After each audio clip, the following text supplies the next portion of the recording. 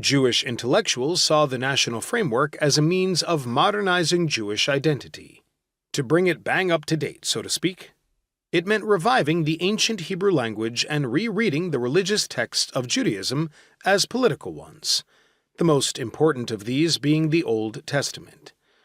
Unlike Orthodox Jews, the secular Zionists, like evangelical Christians, began to interpret the Old Testament as a historical document that showed that Palestine belonged to the Jewish people.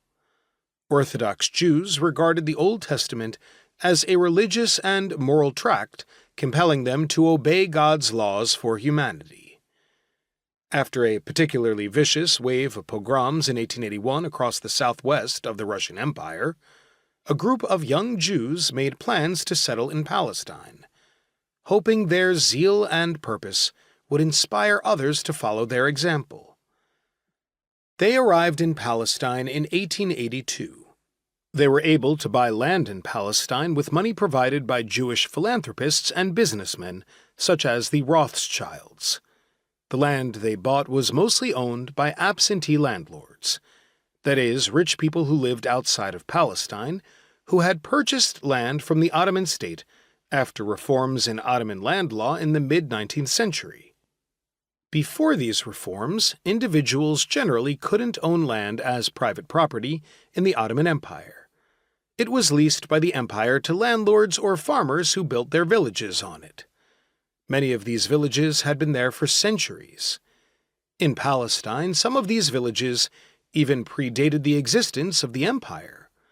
But under the new land regime, the village's land, previously leased from the state, was now the private property of a landlord.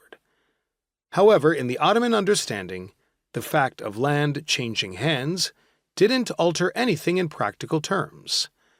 The land, it was understood, came with the tenants attached, that is, the villagers and their villages. As the first Zionist settlers wanted to form their own agricultural collectives, their initial purchases were of uncultivated land, where largely no one lived. This would change when British rule commenced after the collapse of the Ottoman Empire at the end of the First World War, as we will see later. The Zionist movement appealed to the British rulers of Mandatory Palestine to disregard the Ottoman custom.